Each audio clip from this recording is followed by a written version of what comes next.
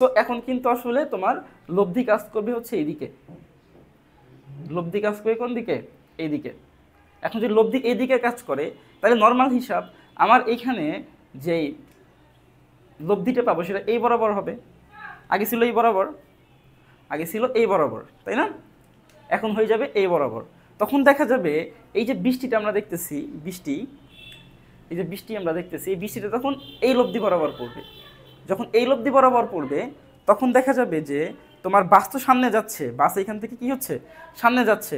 So তখন দেখা যাবে যে দেখো নর্মাল হিসাব এই বরাবর যদি পড়ে তাহলে বৃষ্টিটা যখন এই বরাবর পড়বে তখন কি হবে, তখন হচ্ছে তোমার বাসের যে সামনের যে কাজটা আছে এই সামনের কাজটা কিন্তু আসসালামু আলাইকুম এভরিওয়ান, আশা করি তোমরা সবাই ভালো আছো। সো এই ভিডিওতে আমরা খুবই ইম্পর্টেন্ট ভেক্টরের একটা টপিক নিয়ে আলোচনা করব। তোমরা আই থিঙ্ক বুঝতে পারতেছো এটা।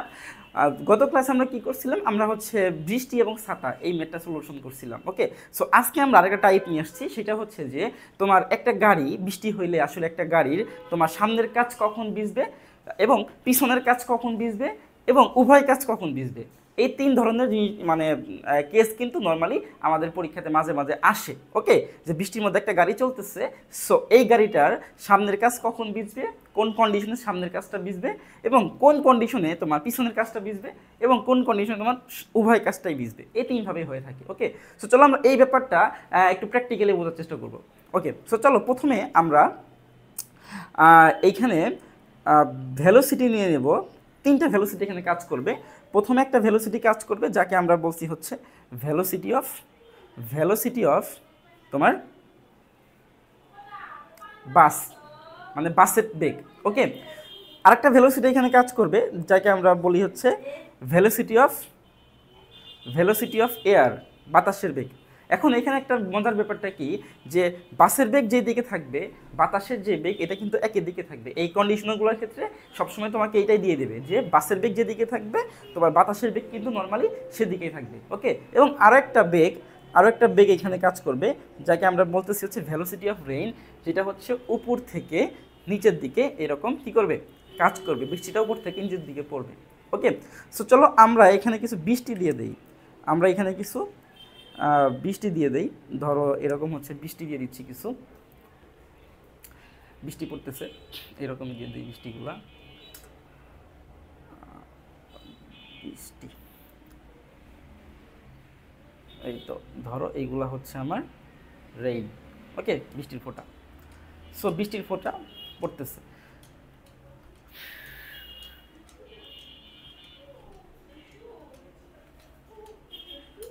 আমরা আরও কিছু দিয়ে দেই বৃষ্টির ফোঁটা, এইভাবে পড়তেছে। ওকে, আচ্ছা ডুপ্লিকেট করি, কিছু অংশ এখানে রেখে দেই, এটা আমার পরে লাগতে পারে। ওকে, সো বৃষ্টি পড়তেছে উপর থেকে, বৃষ্টির বেগ হচ্ছে তোমার উপর থেকে নিচের দিকে। আচ্ছা, সো চলো আমরা এখন শুরু করি আসলে মেন জিনিসটা কি। সো এখন আমরা জানি যে বৃষ্টিটা পড়তেছে হচ্ছে উপর থেকে নিচে এবং এইটা কাজ করতেছে কিসের বেগ, এটা কাজ করতেছে তোমার হচ্ছে বাসের বেগ।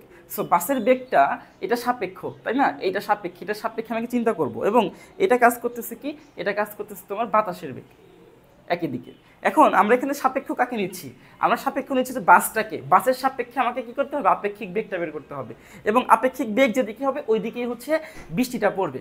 ওকে, সো চলো আমরা যেহেতু বাসের সাপেক্ষ নিচ্ছি তার মানে কি হবে, তার মানে হচ্ছে এই যে বাসের যেই বেগটা এটা হয়ে যাবে উল্টা, বাসের সাপেক্ষে যেহেতু, তাই না? আমরা গত ক্লাসগুলোতে করছিলাম বাসের বেগটা হয়ে যাবে কি উল্টা। তাহলে দেখা যাবে যে ঠিক বাসের বেগের উল্টা পাঠেই আমার এখানে কাজ করতেছে কি বাতাসের বেগ। সো এখন নর্মাল একটা হিসাব যে তোমার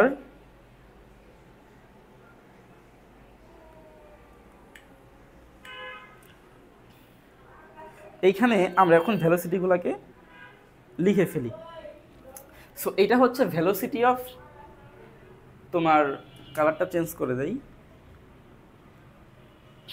এখানে ভেলোসিটি অফ এয়ার, এটা হচ্ছে ভেলোসিটি অফ রেইন এবং এদিকে কাজ করতেছে হচ্ছে ভেলোসিটি অফ তোমার বাস।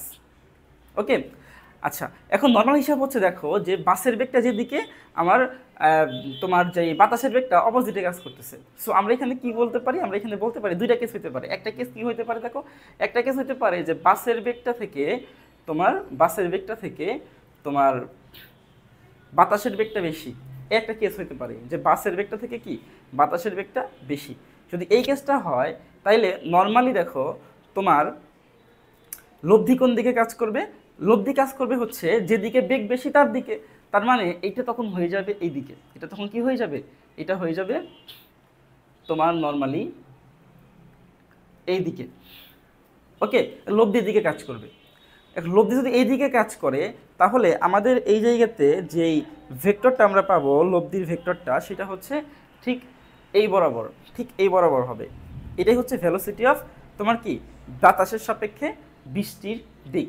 ঠিক আছে, তখন দেখা যাবে কি, তখন দেখা যাবে বৃষ্টিটা মেনলি হচ্ছে এই বরাবর পড়তেছে। বৃষ্টিটা কি হবে মেনলি তখন এই বরাবর পড়বে। এখন বৃষ্টি যদি এই বরাবর পড়ে, খেয়াল করো যে বৃষ্টি এই বরাবর পড়ে, তাহলে বাস তো এইভাবে যাচ্ছে, বাসের দিকে যাচ্ছে, তাহলে দেখা যাবে যে বাসের যে পিছনের পার্টটা আছে, বাসের যে পিছনের কাজটা আছে, পিছনের কাজ এইটা ভিজতেছে, এই যে বৃষ্টি পড়তেছে এদিকে। সো বাসের কি হচ্ছে, এই যে লব্ধি বরাবর পড়তেছে। সো বাসের যে পিছনের যেই কাজটা আছে এটা কি হচ্ছে, এইটা ভিজে যাচ্ছে। ওকে, তার মানে আমরা এখানে একটা পার্ট দেখলাম যে এখানে দেখতে পারতেছি যে যদি ভেলোসিটিটা তোমার এই বাসের যে ভেলোসিটি এইটা যদি তোমার এয়ারের ভেলোসিটি থেকে কম হয়ে যায় তাহলে লব্ধি কাজ করবে এই বরাবর, এবং এই বরাবর যখন আমার বৃষ্টি পড়বে তখন দেখা যাবে যে তোমার পিছনের গাড়ির বা তোমার বাসের পিছনের যেই কাজগুলো সেইগুলো ভিজতেছে। ওকে, সো এটা একটা কেস, এটা একটা কেস। আরেকটা কেস কি দেখো, আরেকটা কেস হচ্ছে যদি আমরা বাসটাকে এখানে রেখে দেই, আরেকটা কেস নিয়ে আমরা আলোচনা করি। আই থিঙ্ক তোমার এই কেসটা ক্লিয়ার। সো এরপরে কেসে আসো, এরপরে কেস হচ্ছে উল্টা হইতে পারে। উল্টা কি হইতে পারে, উল্টা হইতে পারে হচ্ছে তোমার এইটা চেঞ্জ হয়ে যেতে পারে, এইটা চেঞ্জ হয়ে যেতে পারে। এটা কি চেঞ্জ হয়েছে দেখো, এখানে চেঞ্জ হয়েছে যে তোমার বাসের যেই বেগ এখন বেশি হয়ে গেছে, বাসের বেগটা বেশি হয়ে গেছে। আর হচ্ছে আমি একটু নিচে নামিয়ে দিচ্ছি জিনিসটাকে, আই থিঙ্ক দেখা যাচ্ছে না তোমাদের।